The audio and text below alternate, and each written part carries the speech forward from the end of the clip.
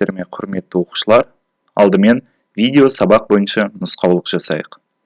Егер оң жағында қаламның белгісі болса, онда берілген мәліметті дәптерге көшіреміз. Егер оң жағында тыңдалым белгісі болса, онда берілген мәліметті тыңдаймыз. Бүгінгі сабақтың жоспары: өткенді еске түсіру, жаңа сабақ, есептер шығару, өздік жұмыс. Өткенді еске түсіру үшін келесі сұрақтарға жауап берейік. Теңсіздікті қалай түсінеміз? Сандарды салыстыруға арналған математиканың бір саласы болып табылады. Теңсіздік белгілерін ата. Теңсіздік белгілері: үлкен, кіші, үлкен немесе тең, кіші немесе тең. Бастапқы екі белгі қатаң, соңғы екеуі қатаң емес теңсіздік болып табылады.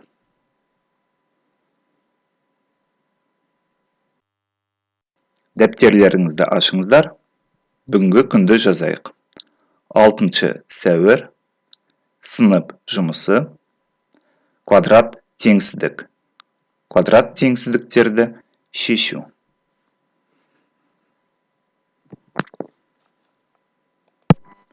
Кітаптың 138 беті.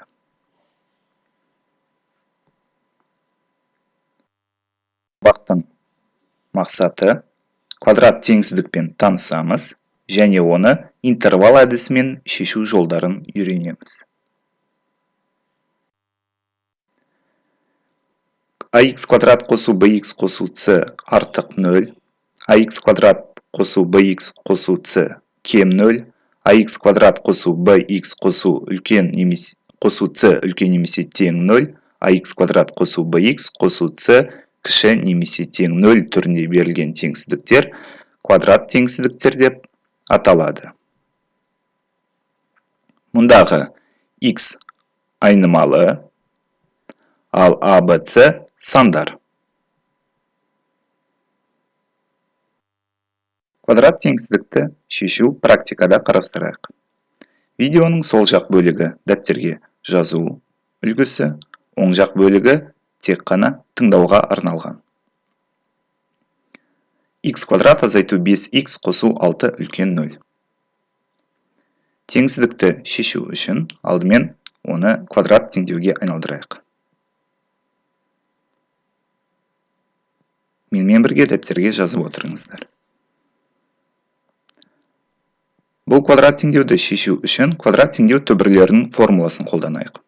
Ол үшін коэффициенттерді қарастырып кетейік. Бірінші коэффициент 1-ге тең, екінші коэффициент минус 5-ге тең, бос мүше 6-ға тең. Дискриминанттың формуласын еске түсірейік. b квадрат азайту 4ac. Сонымен d тең минус 5-тің квадраты минус 4 көбейту 1 көбейту 6. Арифметикалық есептеулерден кейін дискриминант 1-ге тең екенін көреміз.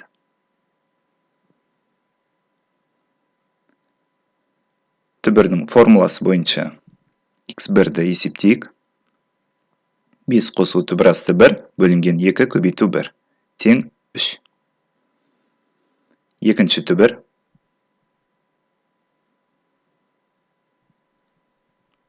2-ге тең.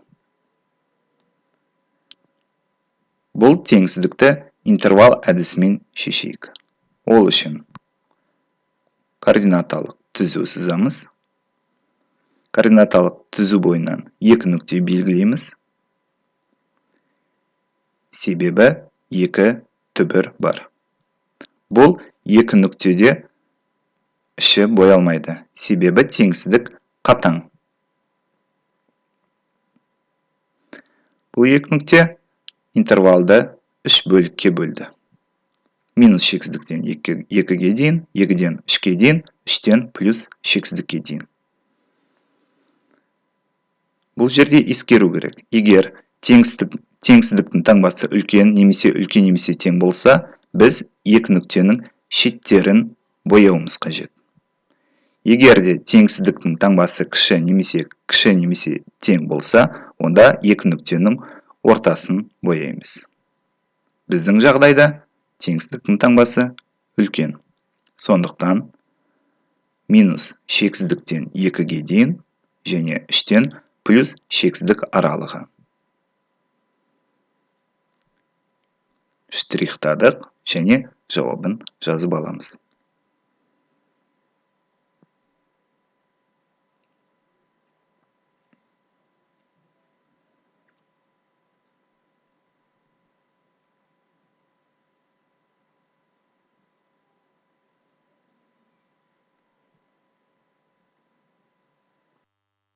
Екінші мысал.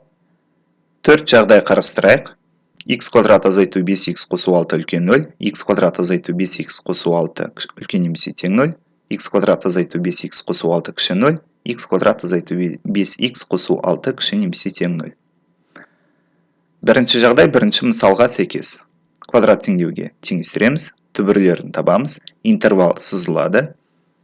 Интервалдың бойынан 2 нүкте белгілейміз. Теңсіздіктің таңбасына назар аударамыз. Ол қатаң, сондықтан да нүктелердің ортасы боялмайды. Іші боялмайды. Теңсіздік үлкен болғандықтан біз екі нүктенің шеттерін штрихтауымыз қажет. Штрихталған бөлік минус шексіздіктен 2-ге дейін, 3-тен плюс шексіздікке дейін. Бұл есептің жауабы. Екінші жағдай үлкен немесе тең 0. Квадрат теңдеуге теңестіріп түбірлерін табамыз. Егер 2 түбір шығып жатса, біз интервалдың бойынан 2 нүкте белгілейміз. Теңсіздіктің таңбасы қатаң емес, сондықтан да нүктелердің ішін бояймыз. Теңсіздік үлкен немесе тең 0 болғандықтан біз екі нүктенің шеттерін штрихтауымыз қажет. Штрихталған бөлік минус шексіздіктен 2-ге дейін, 3-тен плюс шексіздікке дейін. 2 мен 3-ті қоса алғанда, 2 мен 3-ті тік жақша қоямыз. Себебі нүктелер боялған. Дәптерге жазып алыңыздар.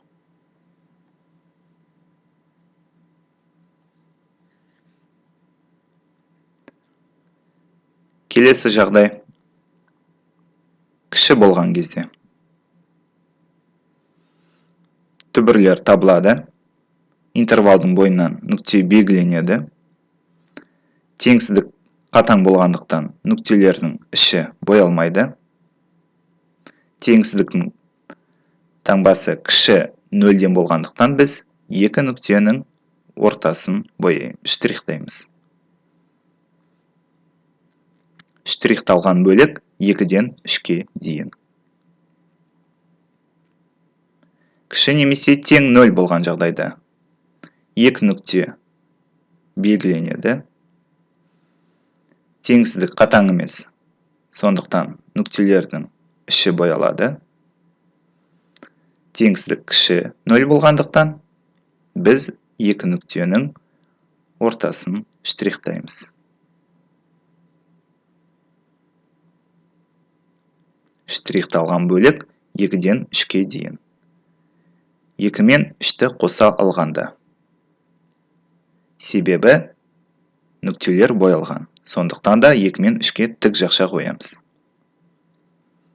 Осы 4 жағдайды дәптерге көшіресіңдер және есептер шығару барысында осы мысалдарды қолданасыздар.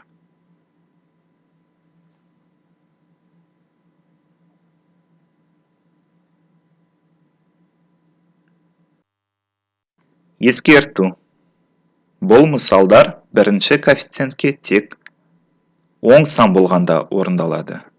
Егер де бірінші коэффициент теріс сан болса, оны оң санға айналдырамыз, содан кейін ғана есептейміз. Мысалы, минус 5x квадрат қосу 4x минус 3 үлкен 0. бірінші коэффициент минус таңбасымен орналасқан. Бұндай жағдайда біз оны минус 1-ге көбейтіп, келесі теңсіздік алуымыз қажет. Минус санға көбейткендіктен біздің теңсіздіктің таңбасы қарама-қарсы кішіге айналады.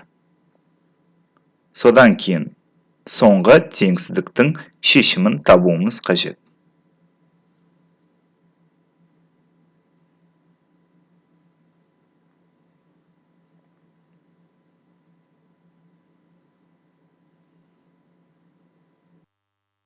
Төртінші кезең өздік жұмысы. Номер 18-де 5, 1, 2, 3, 4 есептерді өздеріңіз қарастырасыздар. Шығарған есептеріңізді менің WhatsApp парақшама фотоға түсіріп жібересіздер. Сабақ аяқталды.